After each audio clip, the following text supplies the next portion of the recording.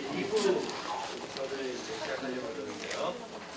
이제 먼저 공고 나가는 것보다는 저희가 10분 정도 지금 늦어졌고 하지만 소개 다행히 괜찮았어요. 세 분 선생님 발표하실 것이고 이 세 분 선생님이 그 발표에 대해서 논평을 해주시면 되겠습니다.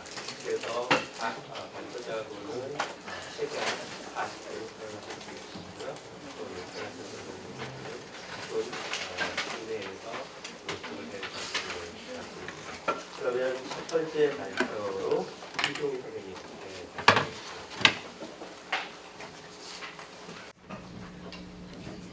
발표하겠습니다. 이게 저희 주제가 재현인데요. 제가 쓰고 싶은 내용은 표상에 관한 거여서요. 이게 좀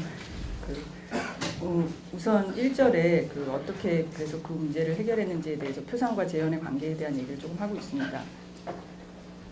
그러니까 제가 오종환 선생님께서 관심을 가지고 계시는 재현이나 혹은 음악적 재현에 관해서도 이미 2010년도에 그 전에도 물론 논문이 있었고 정혜영 선생님께서 너무 좋은 훌륭한 논문을 2010년도에 또 내놓으신 게 있어요. 그래서 그런 논의들에 제가 관심이 없다거나 이런 거 전혀 아니고요.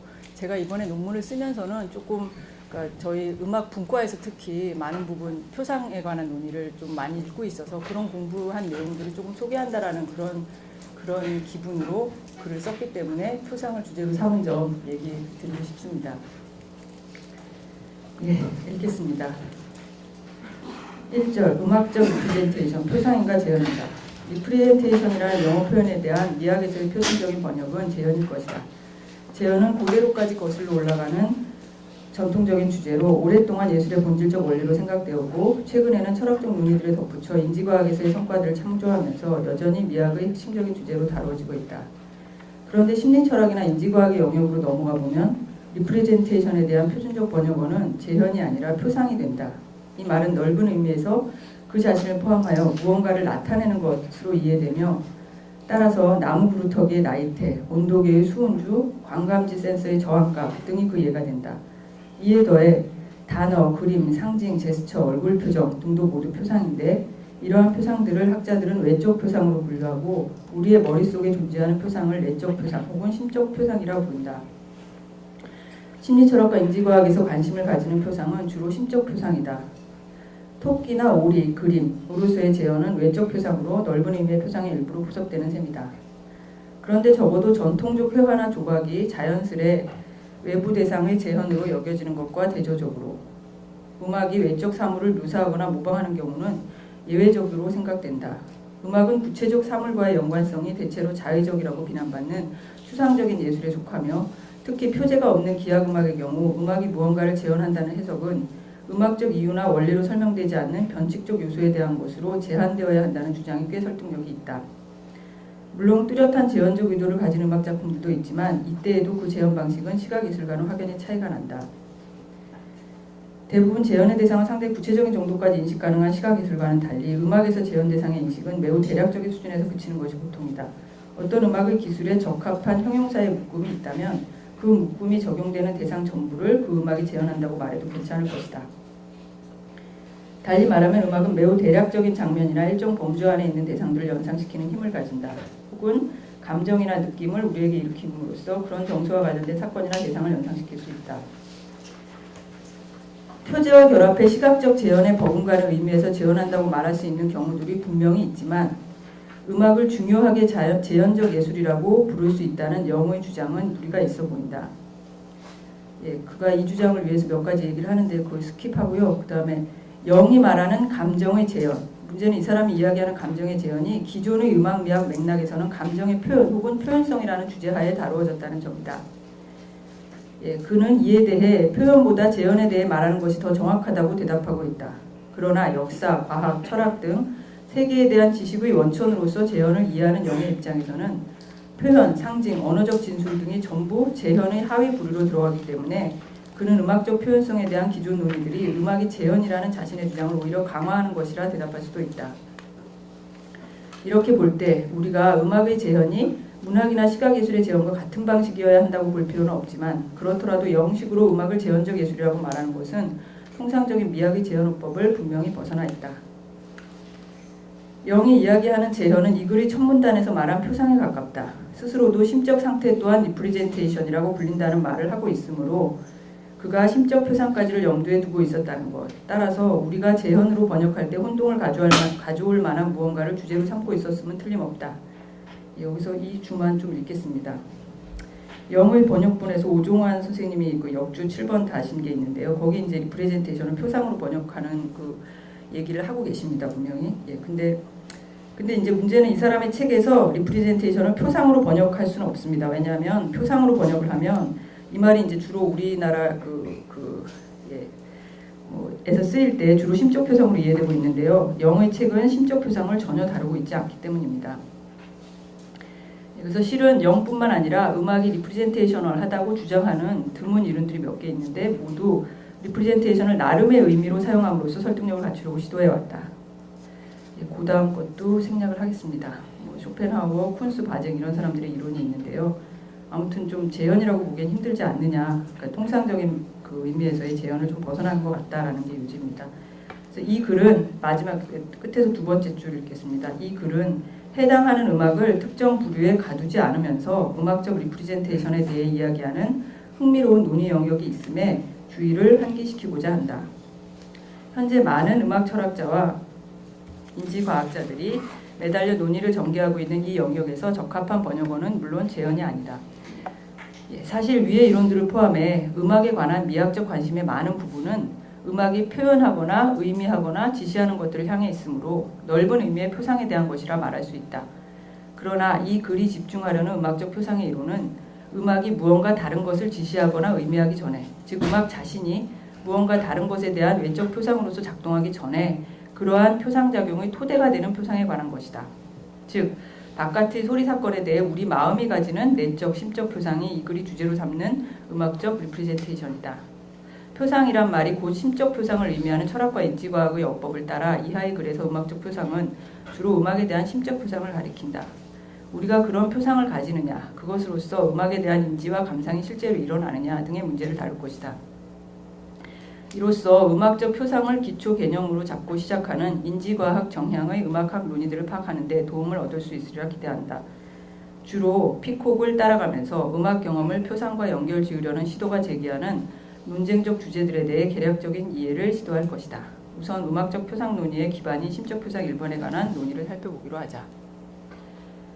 그래서 먼저 심적 표상 얘기를 하겠습니다. 심적 표상의 정체가 무엇인지 알아보는 데에서 시작하자. 심적 표상이란 우리가 마음속에 가지는 표상이다. 이 개념은 마음이 외부 환경의 정보를 받아들여 거기에 어떻게 효과적으로 대처하는가를 설명하는 데 필요한 것으로 등장한다. 표상 일반에 대해서는 위에서 말했듯이 무언가를 나타낸다라는 정의가 적합하며 심적 표상은 우리의 심적 상태가 일정한 대상을 나타내거나 가리킨다는 혹은 세계에 대한 것이라는 마음의 지향성에 의해 설정된다. 여기에는 원초적 감각 표상부터 개념, 명제태도, 감정에 이르기까지 추상화나 복잡화의 정도에서 다양한 수많은 유형이 포함된다. 포도로 대표되는 표상주의 심리론에서는 우리의 마음이 외부 대상을 직접 처리하는 것이 아니라 그 대상을 나타내는 정신적 대상들인 표상들을 가지고 생각을 한다는 데카르트적 발상을 옹호한다. 그래서 RTM에서는 우리가 이 세계를 표상하는 방식을 통해서만 세계를 파악한다라고 주장합니다. RTM의 이러한 주장은 표상이 가지고 있는 또 다른 측면을 나타낸다. 그것은 심적 사고작용의 단위로서의 역할이다. 표상은 단순히 외부 대상의 수동적 반영이나 수용이 아니다. 단순한 감각 입력도 우리 마음에서 일어나는 추론을 거쳐 사고작용에 이용 가능한 표상이 된다. 형성된 표상은 다른 표상들과 상호작용하면서 보다 추상적이고 복잡한 수준으로 변환되며 결국 일정한 행동을 일으키는 또 다른 표상을 생성해내기에 이른다.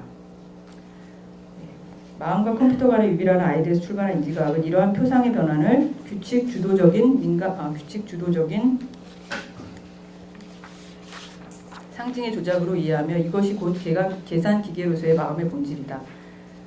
그런데 상징에 대한 조작은 순전히 형식적 자질에 대한 작용이다. 즉 규칙은 특정한 모양의 기호를 다른 특정한 모양의 기호로 어떻게 변환시킬 것인가에 대한 것이지 그 기호가 무엇을 표상하는지에 대해서는 무심하다. 그 다음 문장은 겠습니다. 똑같은 얘기를 좀 자세히 설명한 거고요. 계산주의 원리의 체계화는 1976년 뉴먼과 사이엘이 발표한 물리적 상징 시스템 가설에 의해 확립되는데 이 가설은 말 그대로 상징들이 물리적 구현체를 가지고 상징들의 조작과 변형은 물리적 기호 혹은 그 기호들의 시스템이 가진 구조들 간의 인과적 상호작용으로 이해될 수 있다는 생각이다. 그러나 인간의 사고가 계산으로 이루어진다면 계산이라는 순전한 형식적 조작이 어떻게 애초에 표상된 것과 관련을 가질 수 있는가라는 물음이 생겨난다. 즉 세계의 대상들에 대해 형성한 우리의 표상이 초래하는 행동에 관해서 무의미한 기호 스트링의 조작이 무엇을 설명할 수 있는가? 그 답은 두뇌의 계산 단위가 무의미한 기호가 아니라 의미론이 부여된 표상 시스템이라는 것이다. 이는 앞서 언급했던 RTM에서 표상이 가지는 두 가지 측면, 즉 세계를 나타낸다는 의미론적 특성과 체계적으로 구축된 형식 시스템이라는 통산론적 특성을 통합적으로 보여준다. 물리적 상징 시스템 가설이 사고 언어 가설로 전환되는 지점이 바로 여기이다. 포더가 논란의 여지가 많은 사고 언어 가설을 등장시키는 것은 위의 물음에 대한 해명을 위해서인 것이다. 이 물음을 좀 더 살펴보자 라고 했는데요. 이거는 제가 사고 언어 가설이 하도 비난을 받으면서 여러 논문들에 등장을 해서 제가 좀 알고 싶어서 이렇게 한 거라 그냥 스킵을 하고요. 쭉 뛰어넘어서 48페이지 맨 끝에서 세 번째 줄부터 읽겠습니다. 하여튼 나름대로 하여튼 딱 떨어지는 답을 포더가 제시하려고 이 사고 언어 그 가설을 제시한 건 맞는데요. 그렇다면 우리의 사고 언어가 바로 이 정확성과 완벽성을 가진다라고 가정하면 순수하게 형식적인 통산론적 전이가 내용들 간의 의미론적 관계를 어떻게 반영하는지의 문제가 해결되는 것이다. 이것이 포더의 사고 언어 가설의 요점이다. 보다 직관적으로 표현하자면 두뇌는 형식 특성에 민감한 방식으로 상징들을 조작하지만 이 조작 방식이란 그 해석에 비추어서 올바른 결과를 내놓는 그런 특정한 방식이라고 말할 수 있겠다. 오늘날 포더식의 RTM은 사실 좋았던 구식 인공지능이라고 비난을 받고 있는데요. 가장 큰 이유는 이 모형이 인간의 두뇌가 가진 신경적 자원의 특성을 고려하지 않는다는 것이다. 대안으로 제시된 연결주의 모형은 표상이 차별적이고 구분할 수 있는 성분이 아니라 망 안의 여러 단위들에 분산되어 있다고 주장한다. 그 다음 문장들은 연결주의에 대한 설명이라 스킵하겠습니다. 그래서 그렇지만 사고 언어 가설에 대한 대안은 연결주의 모형만이 아니다. 디지털 컴퓨터가 마음의 이해에서 가장 전도유망한 모형이라는 생각은 그것이 등장하던 시기에 이미 저항에 부딪혔는데, 그래서 그 다음에 이제 얘기는 인지 심리학 실험 얘기인데요. 그것도 스킵하고 철학자들 편에서의 그 대안으로 넘어가겠습니다. 철학자들 편에서도 포더의 이론에 대한 대안들이 제시되었다. 마크 존슨의 이미지 도식, 그 다음에 존슨 레어드나 맥긴 등의 심적 모델 등은 모두 분절적인 디지털 표상과는 다른 연속적인 아날로그 표상을 내용으로 가지는 비개념적 표상들로서 이들의 이론은 이러한 표상들을 언어의 문장적 지향성이 거기에 의존하는 보다 근원적인 표상으로 제시하고 있다. 정보를 저장하는 형식과 그 처리 방식에 관한 논쟁이라는 점에서 지향성의 근원을 문장으로 볼 것이냐, 이미지 혹은 구조적 유사성을 기반으로 한 시뮬레이션으로 볼 것이냐는 진정으로 경쟁적인 대안들이다. 그러나 한편으로는 물리적 상징 시스템 가설과 계산주의가 인지적인 정보 처리의 기저에서 일어나는 작용의 수준에서 이해될 수도 있다. 가령 커시는 심적 모델, 아까 물리적 상징 모델의 그 대안이라고 얘기했는데요. 사실은 그 심적 모델 자체를 사실 물리적 상징 시스템에서 수행한다, 기저에서 수행한다, 이런 식으로도 설명을 할 수 있다는 얘기입니다. 그래서 또 연결주의 모형도 마찬가지이다. 그래서 연결주의 모형도 이번에는 반대로 인지적 정보 처리 기저에서 연결주의가 일어날 수 있다. 연결주의 모형이 어떤 수준의 계산적 추상을 표상하고 있는지 자체가 사실 논쟁적인 주제고요. 때로 그것은 믿음이라는 표상들의 추론적 구조를 지지하는 하위의 기제로 이해되기도 한다. 믿음들은 추론적으로 서로 연관되는데 이러한 추론망을 가능하게 해주는 기저의 구조가 통사론적인 것이 아니라 사실 연결주의적 신경망일 수도 있다라고 얘기가 되고 있습니다. 문제는 여기 제가 그래서 연결주의 모형은 심지어 알고리즘을 물리적으로 구현하는 수준으로 내려가 이해되기도 한다. 어떤 이들은 연결주의 망의 계산력이 연결주의 망이 단순한 디지털 컴퓨터의 구현이다. 구현일 뿐이다 라는 사실을 나타낸다고 받아들인다. 분명한 것은 물리적 상징 시스템 가설이나 연결주의 이론, 심적 모델이나 이미지 표상을 지지하는 논의들이 모두 심적 표상의 실체를 인정하고 있다는 점이다. 논쟁은 두뇌가 어떤 방식으로 세계를 표상하느냐에 관한 것이다. 표상의 하위 수준인 단위들이 정보 처리에 관여한다고 설정된 연결주의에서도 외부 자극은 망이 처리하기에 적합한 표상 형식으로 바뀌어 입력되어야 한다. 물론 이때의 표상 형식은 단일한 물리적 패턴이 아니라 단위들 간의 연결을 따라 망 전체에 분산되어 나타난다. 깁슨을 비롯한 극단적 생태주의자를 제외하면 오늘날 대부분의 논자들은 심적 표상을 심리적, 물리적 실체를 가지는 것으로 널리 인정하고 있다. 사실 깁슨이 내적 표상에 의구심을 품은 것은 내적 표상을 지각자와 세계 사이에 있는 인식적으로 특권을 가진 인식 대상으로 보는 데카르트주의에 그가 반대하기 때문이다. 깁슨은 감각체계가 아무런 구성적 활동에 개입하지 않고 환경의 구조화한 정보에 단지 공명할 뿐이라는 이런 주장을 합니다. 생태주의에 따르면 사물들의 가치와 의미는 직접적으로 지각된다. 그러나 현대 심리 철학과 인지 심리학은 내적 표상관을 폐지하는 대신 심적 표상을 물리적 구조로 해석하면서 실제성을 인정한다. 이러저러해서 심적 표상이 실제한다라는 주장에 대해서 받아들여야 한다는 식의 얘기를 끝까지 요 단락에서는 했습니다. 그다음에 이제 음악적 표상에 대한 논의, 피콕을 중심으로 이상의 논의를 정리하면 표상은 다음에 두 가지 요구를 함께 만족시키는 것으로 생각될 수 있다. 첫째, 표상은 환경적 정보를 담고 있다는 점에서 세계에 대한 것이다. 그러나 동시에 표상은 환경으로부터 분리되어 나름의 구조를 가지고 구축되며 그 구조를 바탕으로 정보를 처리한다. 표상의 구조가 무엇이냐, 두뇌가 실제로 세계를 표상하는 방식이 무엇이냐에 대해서는 각기 다른 이론이 다른 주장을 펼치고 있지만 표상이 단순한 수동적 수용체가 아니라 심적 구축물이라는 데에는 대체로 동의가 이루어졌다.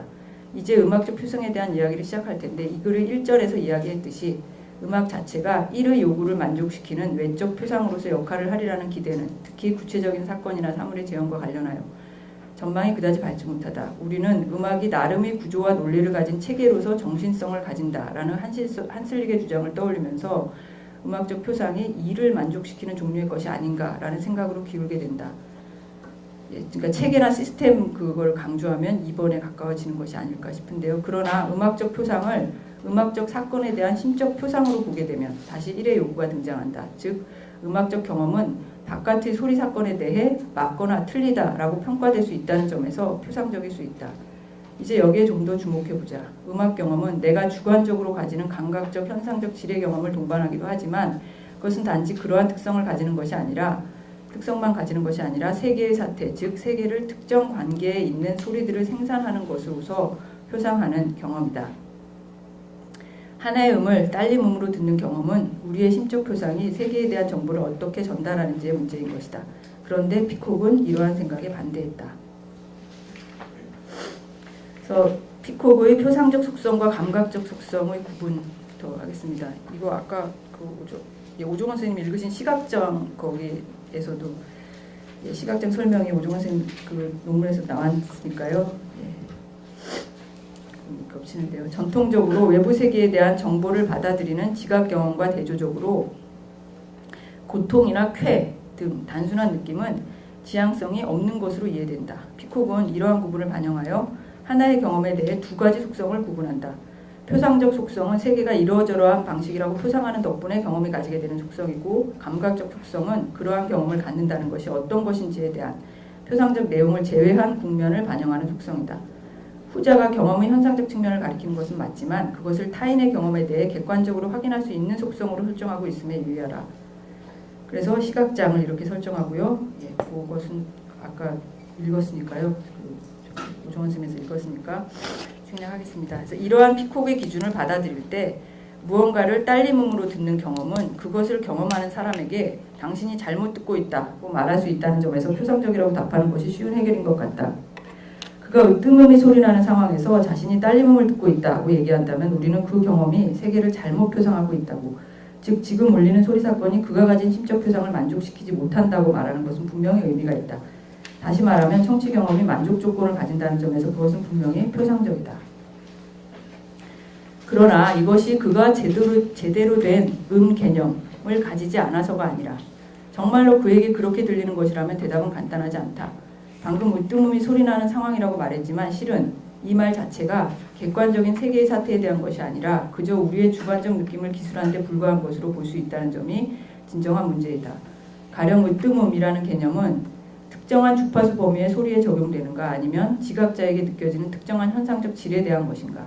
특정 조에 상대적으로 특정 주파수의 소리를 으뜸음이라고 부르게 된 것은 우리가 그로부터 얻는 특정한 느낌 때문이지 그 역이 아니다라고 생각한다면 우리는 피코 편에 서는 셈이다. 그러나 일단 특정 조에서 각 음의 이름이 붙여지고 난 후에는 각 음을 들려주고 누군가 음계상에서 그 음의 위치를 제대로 듣고 있는지 시험하는 것이 분명히 의미가 있다. 즉 피콕의 주장과 반대로 으뜸음이다를 누군가가 으뜸음으로 듣는다의 선행에서 규정할 수 있다는 것이다. 게다가 우리는 각 음의 이름이 붙게 된 것도 주관적인 느낌보다는 각 조성 내에서 그 음이 차지하는 기능적 역할 때문임을 잘 알고 있다. 피콕의 논변은 철학적 논쟁의 유구한 역사를 지닌 색에 대한 논변과 관련이 있다. 사실 우리가 누군가 붉은색을 제대로 알아보는지 시험할 수 있다는 것으로 색이 표상적인지 감각적인지의 논쟁이 끝나지는 않는다. 우리의 색 수용체에 변화가 생겨 대부분의 사람들이 장미의 색깔을 더 이상 붉다고 여기지 않게 되었다고 해보자. 이 경우 우리의 직관은 대체로 이제 장미는 붉지 않다고 말하는 데로 향한다. 이는 붉게 보이다가 붉다의 의미를 결정한다고 보는 주관주의의 입장을 함축한다. 그들은 이제 새롭게 붉게 보이는 대상, 가령 나뭇잎에 붉다라는 말을 적용해야 한다고 주장한다. 반면 어떤 사람들은 붉음은 스펙트럼의 특정 대역의 빛을 반사함이라는 객관적 특성을 나타내는 형용사라고 주장하며 그런 의미에서 우리의 주관이 장미를 더 이상 붉다고 느끼지 않는다는 사실은 중요하지 않다고 본다. 붉다는 형용사는 이제는 다른 색으로 보이는 장미에 여전히 적용된다는 것이다. 그러나 우리는 이 경우 그렇다면 이제 붉다는 형용사는 가령 푸르게 보인다를 뜻하는 것으로 의미가 바뀌어야 한다는 생각을 가지게 된다. 그만큼 색에 대해서는 그것이 이러저러하게 보인다를 의미한다는 주관주의가 큰 영향력을 가지는 것 같다. 피콕도 색에 대해 주관주의 편에 서서 분명히 그것이 감각적 특성이라고 말하고 있다. 그는 붉게 보임이 붉음에 선행한다고 주장하는데 이때 붉게 보임에 이미 붉음이라는 개념이 들어있으므로 순환적이라는 반론에 대해서는 붉음은 단지 인지적으로 선행한다는 주장을 편다. 정의적으로는 붉음이 붉게 보인다에 의존하지 그 역이 아니다. 피콕의 구분을 좀 더 쉽게 표현해보자. 표상적 속성은 세계가 이러저러하다고 표상하는 속성이므로 진리 조건에 관계되는 반면 감각적 속성은 말 그대로 감각에 의존하는 속성이라고 할 수 있다. 로크의 1, 2차 성질의 구분을 떠올려보면 피콕이 음악 경험을 감각적이라고 본 것이 어떤 의미인지 자명해진다. 붉음을 한 번도 경험하지 못한 메리의 경우처럼 소리를 듣지 못한 이에게 감사도에 대해 온전히 설명할 수 있을까? 색깔에 대한 피콕의 주장을 음악에 그대로 적용하면 붉게 보인다가 붉음을 정의하는 것처럼 감사도로 들린다가 감사도를 정의하므로 음정 경험은 감각적이다. 그러나 음정 관계가 우리의 주관적 느낌에 의해 정의된다는 결론은 아무래도 받아들이기 힘들다. 그래서 여기에 반대하는 드벨리스의 논변을 1, 2, 3으로 소개했습니다. 그래서 1번 심적 상태가 음악이 어떠하다고 표상하는지 즉 그 내용이 무엇인지에 대해 적합한 후보들이 많이 있다. 표상 내용으로 적합한 후보들이 많이 있다. 음정 관계가 그러한 예이고 몇 개의 음을 묶어서 듣는 경우도 후보가 된다. 그래서 8분의 6박자의 리듬을 두 부분으로 구성되어 있는 것으로 또는 각 부분이 세 개의 그리고 그 각 부분이 세 개의 지속음으로 이루어진 것으로 듣는 것은 그 악절이 그러하기 때문이다. 이는 문제의 리듬형을 다른 방식으로 분할할 수 있다는 사실에 의해 침해되지 않는다. 중요한 것은 그 악절이 정말로 그러한지에 대한 이해가 우리가 그렇게 듣는다는 사실에 대한 이해에 선행한다는 사실이다.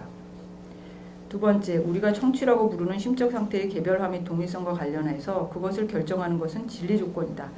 진리 조건을 도입하여 표상적 개념을 지지하지 않는다면 무엇이 머릿속에 있는 상태를 저 표상이 아닌 이 표상의 토큰으로 만드는지 결정할 수 없다.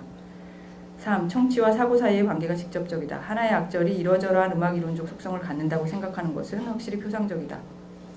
그런데 무언가를 딸림음으로 듣는다와 생각하는 것은 표상적이다. 그런데 듣는다와 생각한다 사이에 형식상의 차이가 별로 없다. 이게 세 번째 논변입니다. 드벨리스의 논중이 성공적이냐에 대해서는 생각해 보아야 할 것 같다. 그는 상세한 논변이나 예상되는 반박 등을 소개하지 않는다. 이와 관련하여 우리의 심적 표상을 가령 음을 세 그룹으로 묶어주는 것과 두 그룹으로 듣는 것으로 나누어 개별화하는 것이 진리 조건을 필요로 하는지는 확실하지 않다. 진리 조건이 등장하는 것은 이 가운데 어떤 표상이 음악의 실제를 제대로 반영하느냐를 물을 때일 것이다.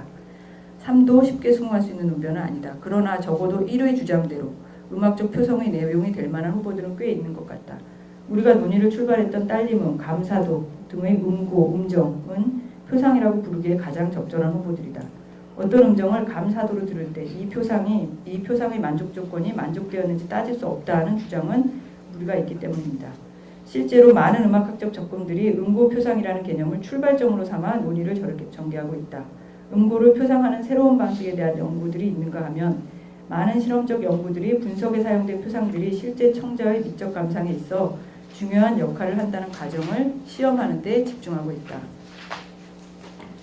밑에 몇 개 소개해놨고요. 그 중에 또 깁슨만 특이하게 앞에서 깁슨이 표상에 반대하는 그런 논자였기 때문에요. 여기서도 그 반대하는 그런 실험 결과를 제시하고 있습니다. 분석은 보통 단순한 음고 표상에서 시작해서 어떻게 복잡한 음악적 사건에 대하여 심적 코드화를 형성하는지에 관한 것이다. 이러한 시도의 초기 사례로 이런 게 있고요. 그 다음에 스킵해서 두 줄 넘어서요. 뛰어넘어서 복잡한 상위 차원의 수준에서 음악을 분석하거나 구조를 부여하는 것에 대해 우리는 그것이 맞는지 아닌지를 따지는 것이 의미가 없다고 생각하지 않는다. 최소한 우리가 이러한 음악 이론들이 주장하는 식으로 음악을 표상하느냐라고 진지하게 물을 수 있다는 점은 음악 청취가 단순히 내가 어떻게 느끼냐의 문제는 아니라는 우리의 직관을 반영하고 있다고 생각된다. 사실 피콕의 논의에서 핵심적인 부분은 적합성 논제에 대한 반박이다. 적합성 논제란 표상주의자들의 주장으로 지각 경험의 고유한 특성이 전적으로 표상적 성질로 이루어진다는 주장이다. 그들은 하나의 경험에 대해 적합한 현상적 기술이 여기서 적합성 논제 이름이 적합한 여기 이거와 연관이 있습니다. 하나의 경험에 대해 적합한 현상적 기술이 표상적 내용을 구체화함으로써 남김없이 해명된다고 본다. 다음의 두 시퀀스의 중앙에 있는 3온음을 고려해보자.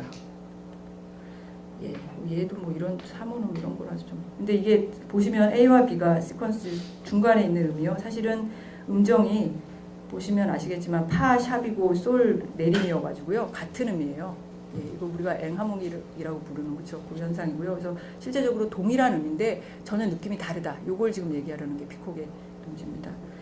피콕의 주장은 A와 B에서 3온음의 경험은 그 내용은 같으면서 감각적 질만 다르다는 것이고 그 점에서 지각 경험의 유사함이 온전히 표상적 속성에서의 유사성에 기인한다는 아까 얘기한 AT에 대한 반례가 된다는 것이다. 이렇게 보면 피콕이 음악이론적 청취의 표상성을 부정했다기보다는 지각 경험의 특성을 표상성으로 환원시킴으로써 그 현상성을 배제하려는 시도에 반대하기 위해 감각적 속성을 강조했다고 보는 해석이 가능하다.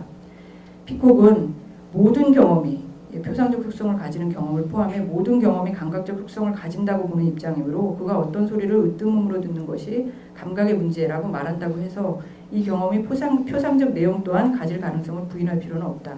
그러나 피콕이 경험을 하는 주체가 표상되는 방식에 대한 개념적 파악을 갖지 않은 상태로 무언가를 표상할 가능성을 부인하고 있고 따라서 감오도라는 개념을 갖지 않고 이 음정을 경험할 수 있다는 점은 이 경험이 표상적이지 않다라는 것을 의미한다고 그 피콕 자신은 분명히 얘기하고 있습니다. AT를 주장하는 표상주의의 대표적인 이론가로 타이를 들 수 있는데요. 그는 전통적으로 감각이라고 여겨져 온 고통이나 잔상 등도 표상적이라 주장한다. 고통은 신체 내부의 상태를 표상하는 것이고 잔상은 무언가가 붉고 둥글다고 잘못 표상하는 경우가 된다. 중요한 것은 우리의 어법이 그 표상이 표상하는 바가 가지는 속성을 표상 자신이 가지는 것처럼 이야기한다는 타이의 지적이다. 이미지 자체가 둥글고 붉은 것처럼 얘기하지만 실은 무언가가 둥글고 붉다고 표상하는 이미지를 우리가 가진다고 말해야 한다는 것이 타이의 제안이다. 그리고 여기서 이미지라는 표현을 쓴다고 하더라도 이는 바깥의 시각적 대상에 대한 표상을 편의상 가리키는 말일 뿐 우리가 문자 그대로 여러 현상적 특성을 지닌 이미지를 마음속에 품는다는 뜻이 아니다. 실은 이것이 AT의 요점이다. 데닛을 비롯해 드벨리스, 타이 등의 표상주의자들은 표상이 디지털적이고 분절적인 포맷을 가진다고 생각한다. 표상은 그 자체가 자신이 표상하고 있는 바의 특징을 가지지 않는다는 주장은 표성의 본성에 관한 중요한 문제로 이에 대해 마지막 절에서 조금 더 다루겠습니다. 그 다음 이제 음악적 공간, 그룹 짓기 현상. 피콕은 3.1절에서 제가 1, 2, 3 얘기할 때 1에서 얘기했던 그 예들 전체에 반대를 하는데요. 그는 음정뿐만 아니라 음들을 이러저러하게 묶는 그룹 짓기 현상이 이것도 경험의 감각적 속성이라고 주장한다. 여기에 더해 피콕이 음악적 경험에서 감각적 속성을 나타낸다고 주장하는 중요한 특성이 하나 더 있다. 그것은 청취에서 느껴지는 공간성이라는 속성이다. 피콕은 시지각에서 경험되는 깊이의 인상도 현상적이라 주장하는데, 왜냐하면 실제의 공간을 표상하지 않으면서 깊이의 현상적 속성만을 감지하는 경험이 가능하기 때문이다. 그 다음 예는 또 스킵하겠습니다. 여기 TVSS를 단 맹인의 경우나, 그 다음에 재밌는 건 매지가인데요. 이것도 우리 이거 띄워서 보면 좋겠는데요. 제가 준비를 하려다가 그냥 시간이 너무 걸릴 것 같아서 안 했고요. 하여튼 매지가이를 떠올리시면 가장 쉽게 이해되십니다. 이런 거 볼 때 우리가 두 눈으로 볼 때는 분명히 입체감이 느껴지는데, 그 이제 한쪽 눈을 감으면 사라지거든요. 그 경우에 이제 이것이 역시 이제 그 감각적 속성에서의 깊이감만 사라진다라는 점에서 표상적 내용에서의 변화는 없다. 표상적 내용은 이 경우에 당연히 점들의 배치, 색깔 이런 내용들이겠죠. 근데 그거는 똑같은데 사라진다. 그래서 이것이 AT에 대한 반례다라고 제출합니다. 그래서 깊이의 경험이 우리가 그 안에서 행동을 하는 공적인 일상 공간에 대한 표상을 반드시 동반하지 않는다라는 것이 논의 요점입니다. 음악에서도 역시 마찬가지다. 그리고 55페이지의 맨 아래에 있는 피콕이 소개하는 혹시나 음악을 공간적으로 볼 수 있을까 싶은 제안, 그러면서 피콕이 반대하는 그 내용이 나오는데요. 그것도 스킵을 하고요. 56페이지에 나오는 세 번째 줄부터 읽겠습니다. 대신 피콕은 고유하게 공간적인 감각 경험에서는 해당 감각 차원에서의 변이가 경험자가 공간 안에서 행동을 수행하는 경향에서의 변이와 선험적으로 상관된다고 제안한다. 이런 의미에서 청취 경험은 고유하게 공간적이다. 특정 위치에서 소리가 들릴 때 우리는 그것이 유쾌하다면 그쪽으로 몸을 돌리고 불쾌하다면 그 반대로 향한다. 그러나 이런 수행을 위해 어떤 개념도 필요하지 않다는 점에서 이는 로서 보기나 로서 듣기와는 다른 경험으로서 표상적 내용을 가지지는 않는다. 피콕은 깊이의 경험을 포함해 공간적인 감각 일반에 대해 그것이 표상적 내용을 가지지 않을 수 있다는 것, 그렇다고 그것을 파생적이거나 인위적이라고 폄하할 필요는 없다는 주장을 편다. 그에 따르면 표상의 내용이 되는 일상적이고 공적인 물리적 공간은 하나이지만 각 감각 양상은 나름의 방식으로 공간을 가지며 서로 간에 우선성, 파생성의 관계를 가지지 않는다. 아까 얘기한 특정 위치에서 소리 나는 것, 이런 것들, 청각적인 그 공간성도 그냥 이런 감각 양상이 나름의 방식으로 가지는 공간감일 뿐입니다. 근데 문제는 이러한 피콕의 논의에서는 우리가 흔히 음악에서 느껴지는 공간감이라고 부르는 현상, 즉 음악에서 무언가가 움직이는 것으로 들리며 따라서 그 안에 어떤 공간이 있는 것처럼 느껴진다거나 혹은 광활한 공간이 눈앞에 펼쳐지는 듯한 느낌을 주는 묘사적인 음악의 사례는 전혀 다루어지지 않고 있다. 여기서 우리는 다시 음악과 관련하여 우리가 표상이라는 말을 쓸 때 그것이 이중적 의미를 가짐을 상기해야 된다. 그것은 우리가 바깥의 소리 사건에 대해 형성하는 내적 표상을 의미할 수도 있고, 음악 자체가 무언가 다른 것을 보여준다, 외적 표상이다, 이런 것일 수도 있는데, 피콕은 전자에 관심을 가졌고 초점은 소리 사건이 실제의 공간 안에서 이러저러한 위치관계를 가지는 것으로 우리가 표상을 하느냐의 문제에 놓인다.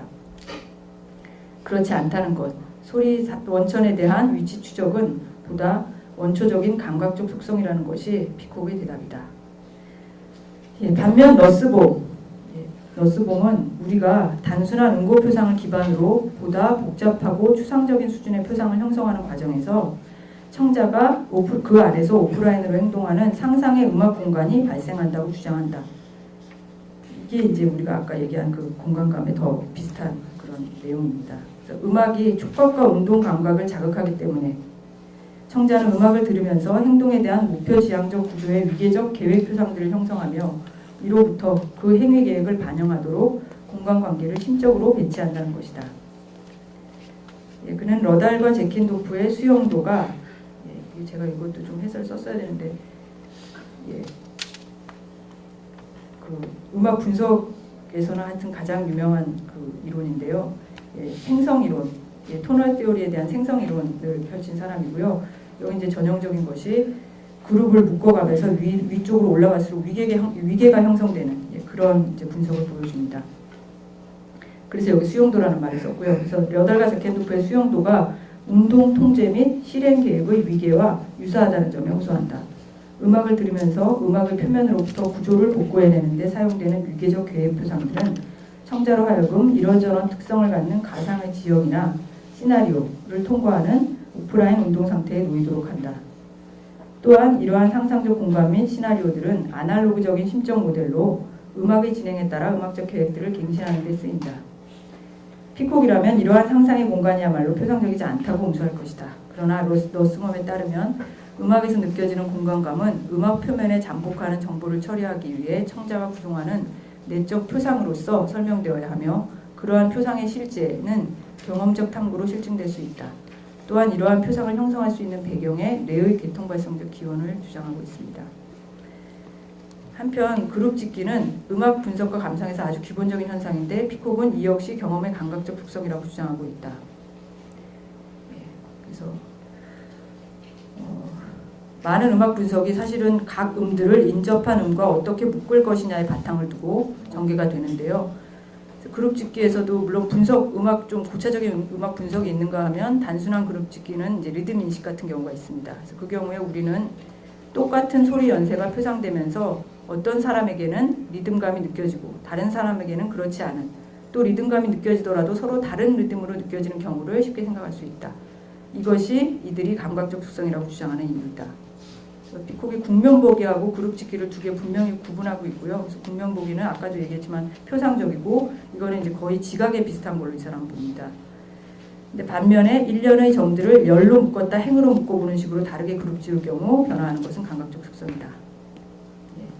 그 얘기고요. 그 다음에 조금 띄어서 그러나부터 읽겠습니다. 그러나 로소 보기에도 그룹 짓기처럼 우리의 의지가 개입한다. 즉 문제의 대상을 무엇으로서 볼 것인지 선택할 수 있다. 그런데 왜 점의 집합을 삼각형으로 묶을지 사각형으로 묶을지는 내 느낌의 문제이고 점의 집합을 삼각형으로 보거나 사각형으로 보는 것은 무언가를 표상하는 것으로 이해되어야 하는가.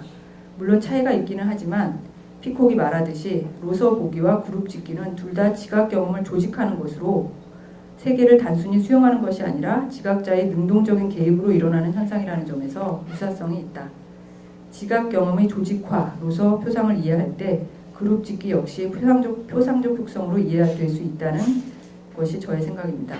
앞서 우리는 이론적 분석이 실제의 청취 경험을 반영하느냐라는 물음이 분석의 내용이 음악적 표상의 내용으로서 적절하느냐의 문제와 관계된다는 점을 보았다. 분석의 본질을 그룹 짓기로 본다면 우리는 그룹 짓기 방식이 표상의 내용일 수 있음을 이미 인정한 셈이다. 결국 그룹 짓기를 포함하여 분석가들의 음악에 대한 이해가 단순한 느낌이나 대상과 상관없는 자의적인 특성 부여가 아니라 음악이 실제로 그러한 바에 대한 파악으로 이루어진다는 점. 그렇기 때문에 실제 청자들도 그런 식으로 듣는다라는 생각에 대한 동의가 필요할 것이다. 그래서 그런 주장들에 대한 인용을 조금 했고요. 그다음에 이제 방금 전에 언급한 대로 피콕이 로서 보기와 그룹 짓기를 구분하는 중요한 이유에는 로서 보기에는 반드시 개념이 필요하다는 사정이 들어간다. 무언가를 X로 보는데 X가 무언지 그 개념에 대한 파악이 없다는 것은 말이 안 된다라는 생각에 피콕뿐 아니라 많은 철학자들이 동의한다. 무언가를 경험하는 데 개념이 필요하다면 그 속성은 감각적이 아니라 표상적이라 여겨지므로 로서 보기는 표상적 속성이고 그룹 짓기는 그렇지 않다.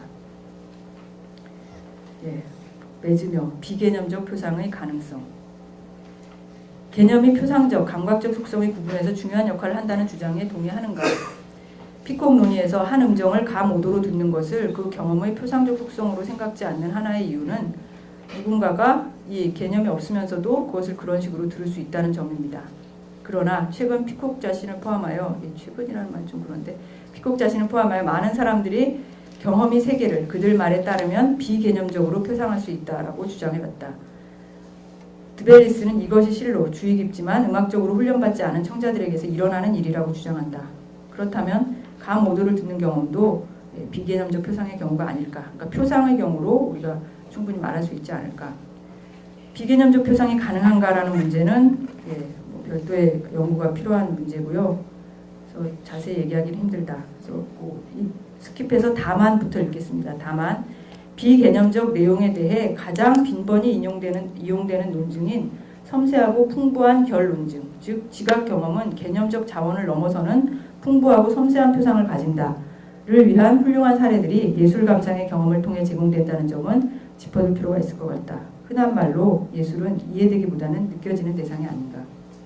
특히 음악과 관련하여 레프먼의 이론은 음고 표상의 풍부한 질적 뉘앙스가 조율체계 도식이라는 개념을 넘어서서 경험된다는 주장뿐 아니라 단순한 음지각을 넘어 맥락을 따라가는 지적인 청취에 있어서도 음악의 이해는 음악적 사건에 대해 적절한 질적 상태를 경험하는 것이다라는 주장을 통해 음악 경험에서 특히 비개념적 내용 문제를 다루고 있습니다. 그래서 이거는 나중에 제가 다루고 생각이고요. 마지막으로 제가 아까 4절에서 뭘 다룬다고 했는데 그 얘기를 조금만 더 하고 마치겠습니다. 예. 그래서 이 부분은 시간이 안 될 것 같아서 다 생략하고요. 마지막으로 59쪽에 뉘앙스 표상에 대한 레프먼의 주장, 여기서부터만 요 한 달락만 읽겠습니다. 이 한 달락도 생략하고 그 다음 달락부터 읽을게요.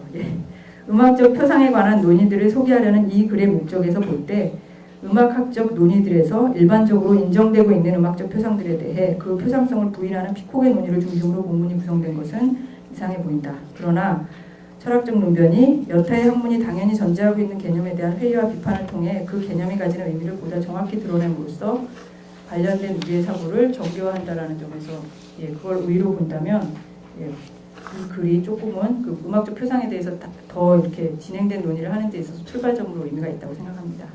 마치겠습니다.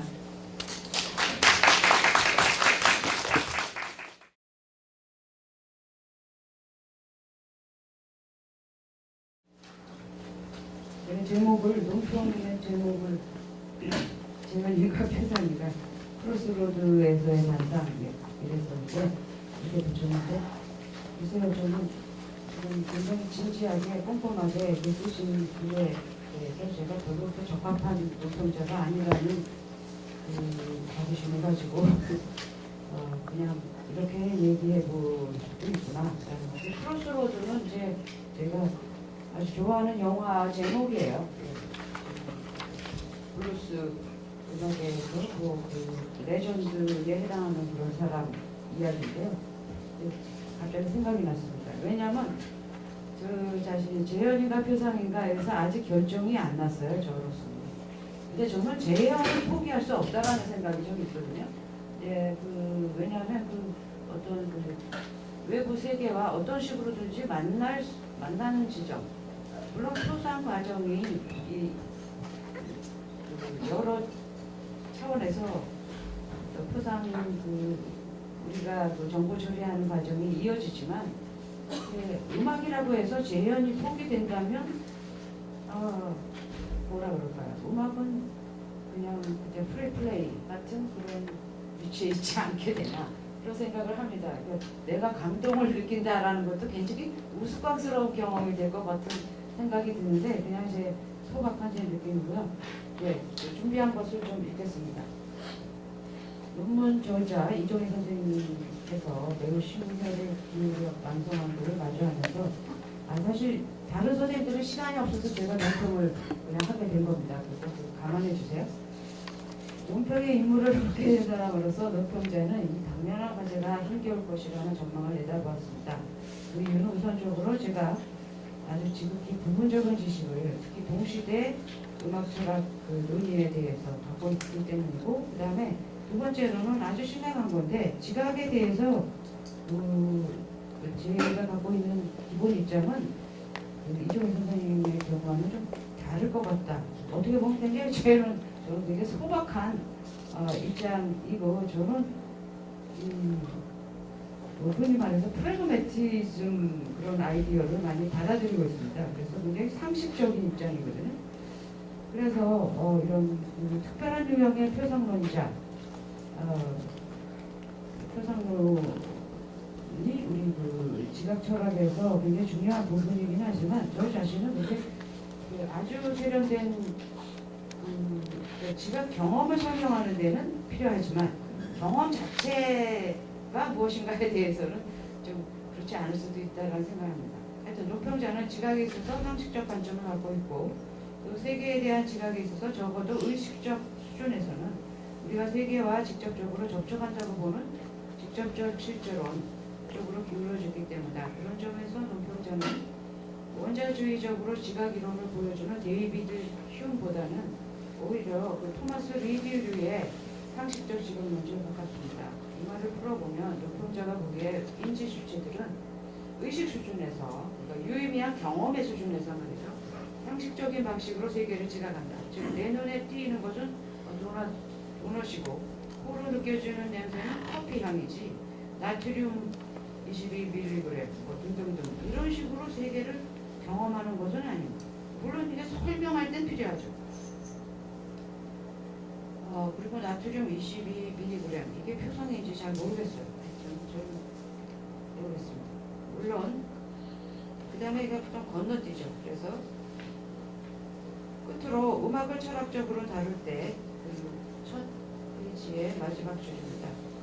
논평자는 회화 같은 조형 예술과는 달리 음악을 상이한 접근을 할 필요가 있다고 생각합니다. 특히 이 시점에서 저는 다른 회화나 뭐 이런 조형 예술과는 달리 음악은 퍼포밍 아트다라는 생각을 갖고 있습니다. 그럼 우리가 시각 철학자들의 논의에서 음악 철학에서 이 퍼포밍 아트라는 것, 지금 퍼포먼스가 이루어지고 있을 때만 음악적 경험이 이루어진다라는 사실을 좀 간과하는 게 아닌가 그런 생각이 듭니다. 하여튼 그래서 음악의 경우 음악 경험의 주체들은 복합적이기 때문에 작곡가도 있고 뭐 연주자, 감성, 하다못해 녹음 기술자들도 있습니다. 그러니까 우리의 음악 경험이 지금 다변화되어 있기 때문에 공정하게 얘기를 하려면 좀 이렇게 세분화해서 할 필요가 있을 것 같아요. 어느 한 주체의 경험이나 판단이 음악을 공정한 기술로 설명할 수 있는 것으로 생각할 수 없다고 생각합니다. 예를 들면 이제 연주자라기보다 저 같은 경우에는 그냥 그 초보적인 연습을 하는 사람일 수가 있는데 요새 그것도 안 하지만 예를 들면 제가 뭐 어떤 식으로 악보를 해석하거나 마음속에 뭐가 이미지가 떠오른다라고 해도 결국 제가 피드백을 시켜야 되는 것은 제 손가락이에요. 그리고 손가락이 이렇게 닿는 부분, 어떻게 해야 되는 부분은 표상은 아니죠. 하여튼 그거는 이제 분명히 퍼포먼스적인 측면이 있습니다. 어떤 그 세상과 만나는 컨택하는 방식과 관계되기 때문에요. 음악은 이제 그런 면이 제거될 수 없는 부분이라고 생각이 됩니다. 하여튼 건너뛰면요, 두 번째. 제 이야기는 좀 선생님들을, 청중들을 좀 릴렉스 시키는 효과밖에 없을 것 같은데요. 약간 우스운 질문부터 하겠습니다. 한국어를 모국어로 사용할 때 우리는 representation, 이걸 재현일까 표현 고민을 하게 되거든요. 근데 네이티브 스피커들은 이런 고민을 할지 안 할지 잘 모르겠어요. 제멋대로 하겠죠. 그런데 우리는 재현이다, 표상이다 이렇게 하게 되면 엄청나게 그 결과는 달라지는데 하여튼 그런 부담스러운 생각도 이렇게 해보게 되는데요. 그 다음 단락입니다. 그러나 음악에서 재현 또는 음악적 재현이 전적으로 어색하거나 부조리한 접근 같지는 않습니다. 예전에 그 레머 노선의 그 논리에서는 음악을 감정의 논리를 재현하는 것으로 서술하기도 했고, 이것이 이제 보통 음악 애호가들에게는 또 나름대로 설득력이 있거든요. 또한 낭만주의자나 관념론자들은 그 이념이 갖는 모종의 속성들을 음악에 재현할 수 있다. 뭐 이렇게 생각을 해서 이념의 실제성까지 담지하는 역할도 음악에 할 수 있다. 이런 생각도 했었기 때문에 현 동시대 음악 철학자들은 이런 아이디어를 굉장히 순진무구한 것으로 보기도 하겠지만 저는 이제 대중음악이나 실용음악에서는 여전히 어떤 재현적인 요소요. 인생의 어떤 희로애락을 반영한다라든지 하여튼 그런데 나름대로 이렇게 말하자면 제 생각에는 페이스 밸류가 있는 것 같아요. 거래를 증권시장에서 또 이렇게 뭔가 이렇게 거래가 되는 개념 중에 하나라는 거죠. 재현으로서의 그런 생각을 해봅니다. 그래서 뭐 그 제임스 영 같은 경우에는 특히 세상과 어떤 식의 접촉점을 놓치지 않아야지만 하여튼 어떤 진리성, 실제성 이런 것이 담지된다라고 보는 것 같아요. 그래서 그 재현을 모집하는 게 아닌가 그런 생각을 해보게 됩니다. 하여튼 그렇고요. 두 번째 11페이지로 가서요. 그래서 음악적 표상 재현보다는 음악적 표상, 음악에서 레프레젠테이션은 표상으로 이해하는 게 이론적 이점이 많다라고 그 논문 저자께서는 보신 것 같습니다. 그래서 그 논문에서 여기 MS 원고로는 50쪽이 아닌데 지금 어떻게 되는지 하여튼 우리 발표문의 페이지 수 같습니다. 이게 제가 이렇게 50쪽이라 쓰진 않았는데 거기 보면 선생님께서 이게 굉장히 논의에서 중요한 잣대가 되는 것 같아요. 기준점이 되는 것 같습니다. 표상 논의 어떤 식으로 흘러가든지 간에 표상은 두 가지 요구를 만족시킬 수 있는 것으로 생각된다는 거죠. 그래서 예를 들면 첫 번째는 환경적 정보를 담고 있는 점에서 세계에 관한 것이다. 그 다음에 두 번째는 표상은 그런 1번에도 불구하고 분리되어서 그 나름의 구조를 갖고 또 독특한 속성을 가질 수 있다. 라는 점에서 뭐라 그럴까요? 중요한 의미에서 실제성을 단지 이미지 같은 거 반응하는 미러링하는 역할이 아니라 신적 구축물로서 존재한다라는 점에서 실제성을 당시할 수 있다 이렇게 보시는 것 같습니다. 그리고 이 요건은 중요하게 생각이 되는데요. 네. 그래서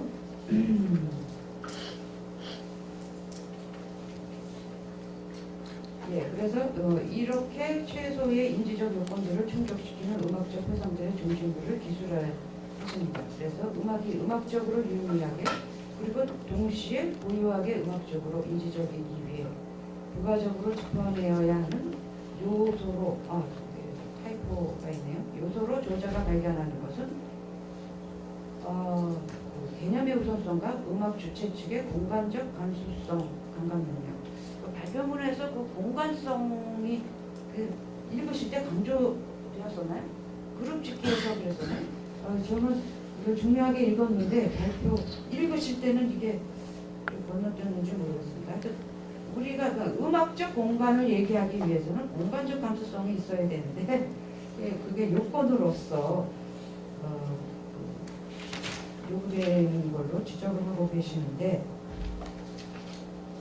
하여튼 그래서 이 생각은 전적으로 어떤 피카에서 연유한다고 보여지는데 제가 잘못 읽었을 수도 있습니다.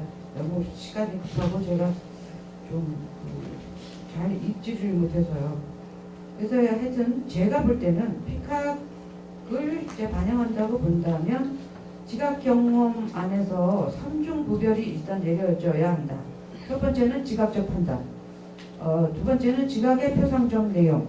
근데 이 경우 반드시 그 1번 수준에서의 판단일 필요는 없다. 세 번째는 지각 경험의 감각적 또는 내재적 속성들, 즉 그림자 같은 그 세상의 수동적인 게 아닌 이게 적극적인 그 내재적 속성들을 갖는 이 세 가지를 다 가져야 한다라고 이정희 선생님께서도 읽고 있는 것으로 봤는데 하여튼 제가 잘 읽었는지 모르겠습니다. 그런데 세 번째, 연평자가 의문을 느끼는 것은 이제 여기서 특히 지향성 또는 사고, 물론 나중에 비개념적 표상성도 가능성을 타진하긴 하지만 그게 지금까지는 충분히 고려되어 있지는 않기 때문에 이제 개념적 지향성이 필수 요건으로 다뤄지고 있다라고 제가 보고 지금 이 말씀을 드리는 건데요.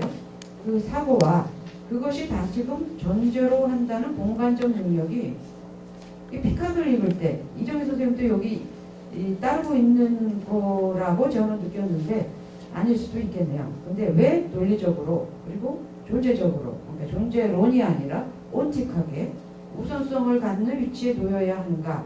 그 제가 그게 좀 의문이 들어서요. 적어도 의식적 수준에서 이른바 우리의 중앙 프로세서가 과연 이런 로컬 날리지에 대한 액세스를 갖는가 하는 거거든요. 그래서 뭐 예를 들면 우리가 이제 신경 차원에서 모듈적으로 그 지각 정보들이 다 처리가 되는데 그 일일이 그 로컬 차원에서의 그 속성들을 중앙 프로세서가 하는 일은 그 이제 이렇게 온 것들을 수합해서 이제 음악의 경우에 전 중요하다고 생각되는 게 뭐냐면 손가락이나 뭐 어디로 이제 말하자면 액션 쪽으로 그 모터 센서리 기질에서 그 부분에게 이제 명령을 이제 전달을 해야 된단 말이죠. 그 중앙 프로세서가 일일이 로컬적 속성을 느끼고 음미할 여지는 없는 것 같은데요. 그래서 하여튼 제가 볼 때 하여튼